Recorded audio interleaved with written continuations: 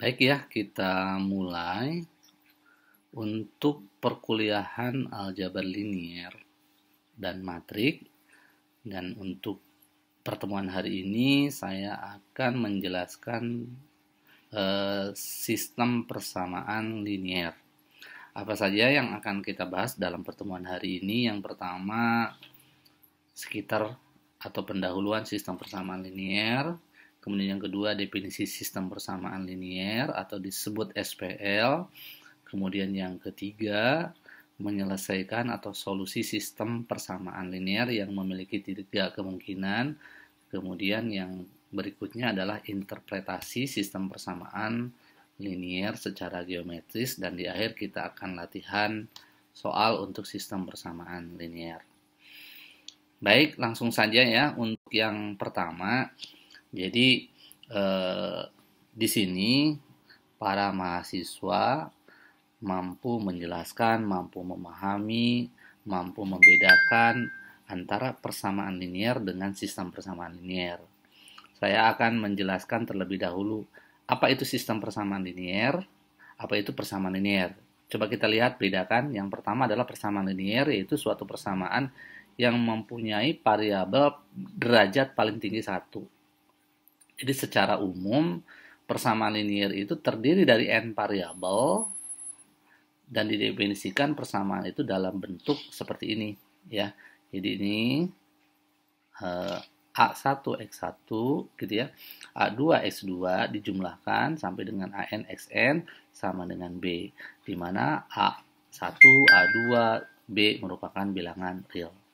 Jadi kalau kita lihat kembali bahwa ini persamaan linier ini bukan bukan bentuk, jadi ini bukan bentuk kuadrat,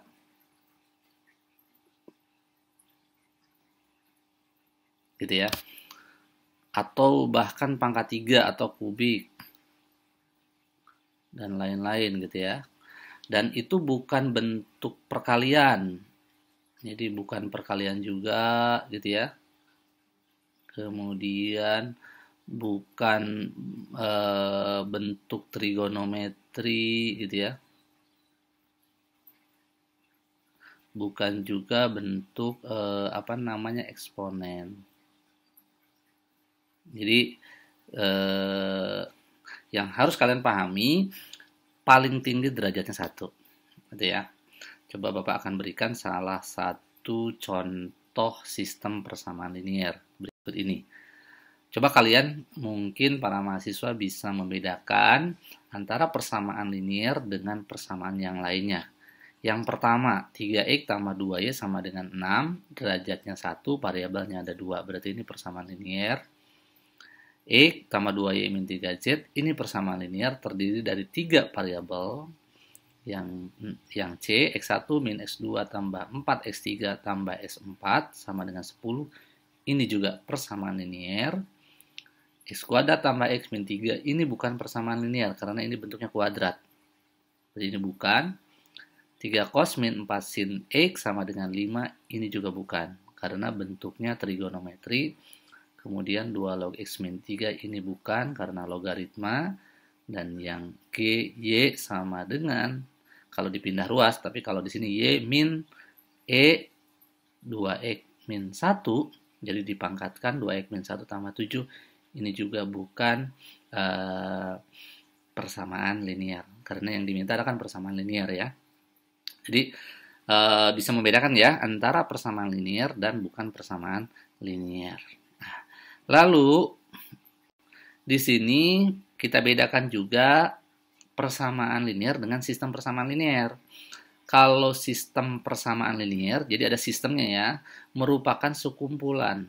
Jadi sekumpulan persamaan linier, kalau ditulis dalam bentuk sigma, J dari 1 sampai dengan N, AIJ XJ, di mana sama dengan B, I-nya itu, I dan J-nya itu, I-nya 1 sampai dengan M, di mana X-nya adalah variabel, AIJ dan BI-nya, di mana I dan J-nya dari 1 sampai dengan M dan dari 1 sampai dengan N adalah koefisien konstanta. Jadi kalau sistem persamaan linear terdiri dari beberapa persamaan linear. Jadi gabungan dari persamaan linear namanya sistem persamaan linear. Jadi di sini kalau udah memahami dan para mahasiswa sudah bisa membedakan sistem persamaan linear dan persamaan linear, kemudian kita akan mengubah sistem persamaan linear itu ke dalam bentuk matrik. Nah, bagaimana cara mengubahnya? Cara mengubah sistem persamaan linear ke dalam bentuk matrik, jadi kalian, para mahasiswa, ini tinggal diambil koefisiennya saja. Jadi di sini A11 gitu ya, A12 gitu ya, dan seterusnya sampai dengan apa? 1N, A21, A22, sampai dengan A2N, sampai ke bawah AM1, AM2, AMN. Ya, ini kalau dikalikan dengan apa di sini? X1, X2 sampai dengan Xn, maka akan kita peroleh ini B1, B2, Bn, dan seterusnya gitu ya. Ini matrik dari sistem persamaan linear yang di atas gitu. Nah, yang pada akhirnya di sini kalau kita misalkan matrik yang pertama sebagai matrik A, kemudian matrik yang kedua sebagai matrik E, dan ini sebagai matrik B, maka gitu ya, kita bisa menulis menjadi seperti ini. Gitu ya. Nah, yang harus dipahami di sini adalah jika matrik dengan unsur-unsur A, I, J dinamakan matrik A, maksudnya begini. Kalau saya punya matrik A dan kita tulis ini adalah matrik A, I, J gitu ya. Nah, gitu ya. Untuk lebih jelasnya begini dulu. Saya jelaskan matrik A, I, J, misalkan contohnya begini. Untuk matrik A-nya itu 3 kali 3 ya. 3, di mana AIJ itu sama dengan, jadi misalkan ini I kuadrat, I tambah J, kemudian 4J gitu ya. Ini untuk I lebih besar daripada J, untuk I sama dengan J, untuk I lebih kecil daripada J. Ini contoh ya. Sebelum lebih jauh ya, coba saya akan buat matrik A-nya seperti apa kalau soalnya seperti ini gitu ya. Jadi kalian lihat di sini matriknya karena 3 kali 3 berarti ini apa? A11, A12, A13, A21, A22, A23, A31, 32, A33.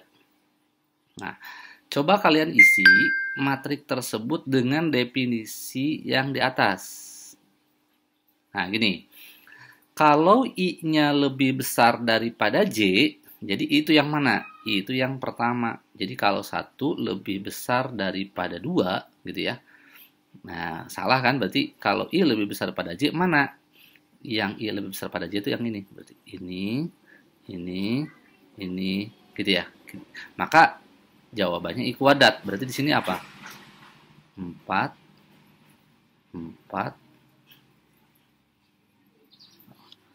Coba. Oh, sebentar. Ini nggak bisa di... Ini 4.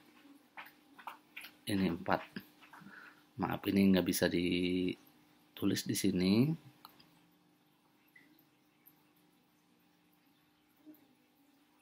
Nah, di sini 4. Oh, di sini bukan 4, tapi di sini berapa?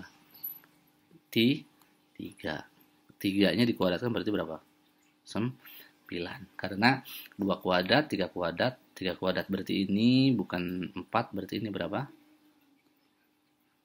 Ini 9, gitu ya. Lalu di sini kalau I sama dengan J maka dijumlahkan. I tambah 1 tambah 1 berarti berapa? Kita bedakan warnanya ya. Ini 2. Maaf. Kita bedakan ya. Ini 2, ini 4, ini 6. Gitu ya. Kemudian jika I-nya lebih kecil daripada J, maka ini 4J. Berarti di sini berapa? Di sini berarti 8. Di sini 4J itu 4 kali 3 berarti 12. Ini 12.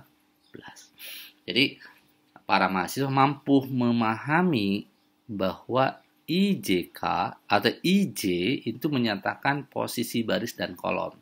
Dan di sini matrik A berordo M kali N, artinya si matrik A-nya ini 3 kali 3, contohnya ya. Maka unsur-unsur dari XI matrik berordo N kali 1, artinya matrik A-nya itu barisnya si X-nya itu barisnya ada N, kolomnya ada 1. Kemudian B-nya adalah matrik berordo M kali 1. Artinya barisnya ada M, kolomnya ada 1. Dan ditulis AX sama dengan B. A-nya adalah matrik koefisien, X-nya adalah matrik variabel, B-nya adalah matrik konstanta. Untuk lebih jelasnya, coba simak contoh berikut ini. Tuliskan sistem persamaan di bawah ini ke dalam matrik yang diperbesar. Jadi matrik yang diperbesar itu apa? Matrik yang diubah gitu ya di sini.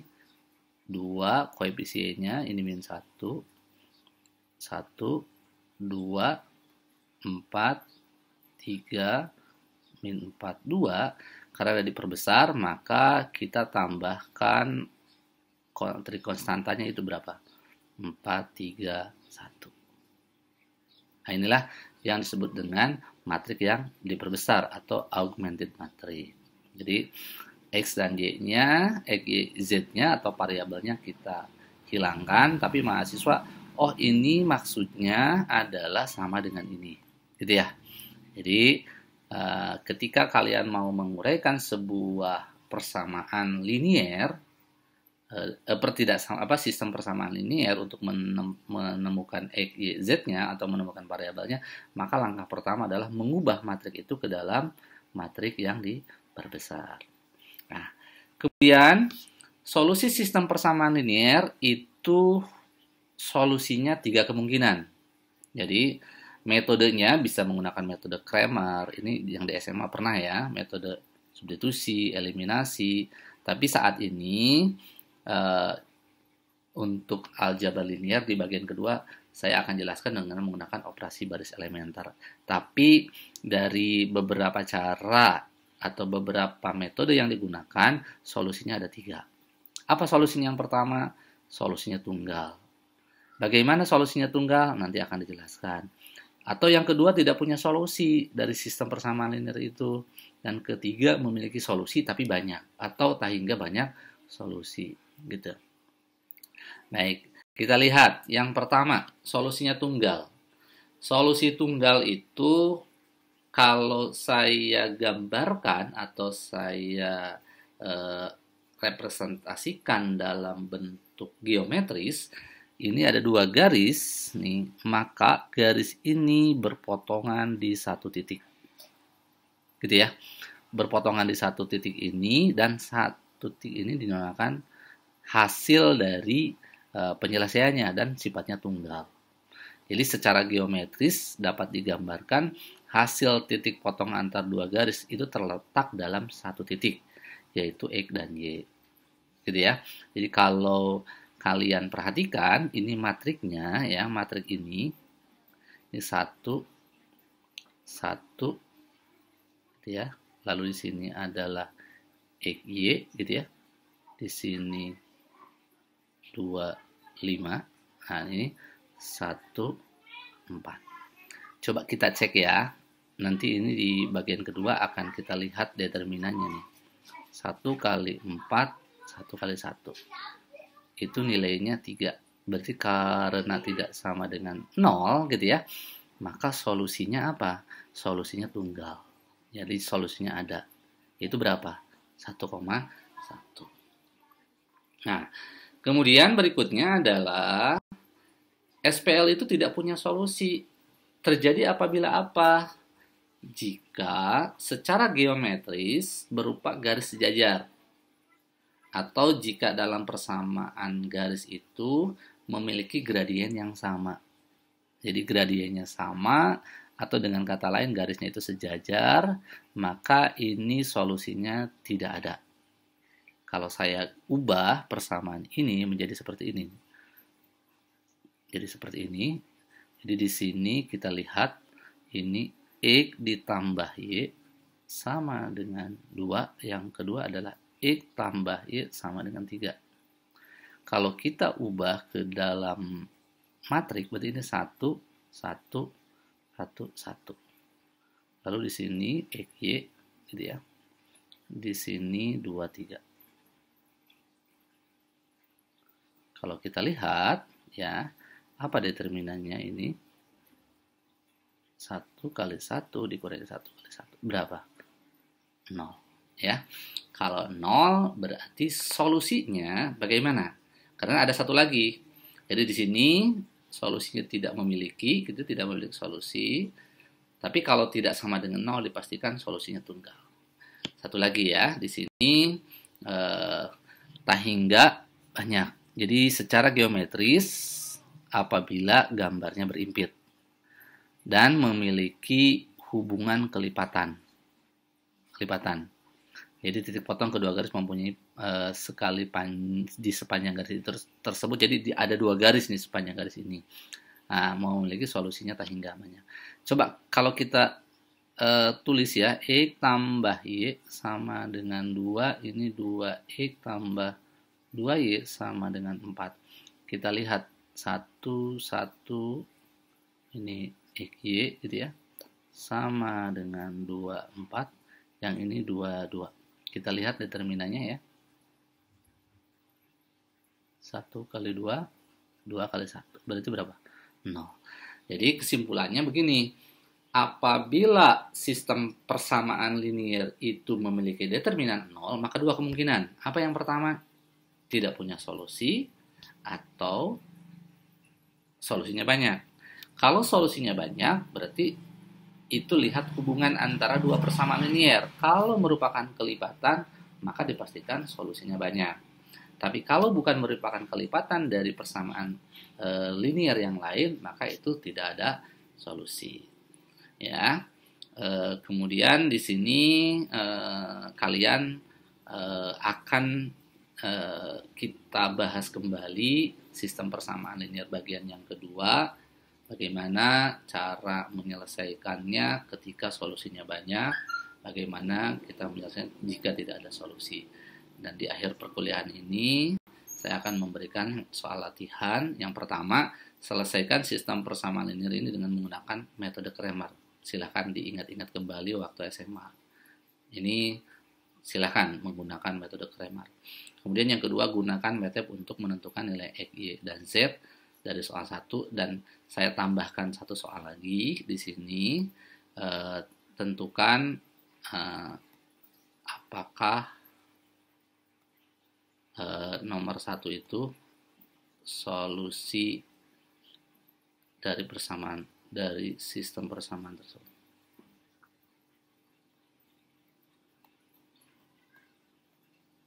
Apakah itu solusinya tunggal, apakah solusinya itu tahingga, atau tidak memiliki solusi. Baik, itu saja ya yang Bapak sampaikan. Terima kasih.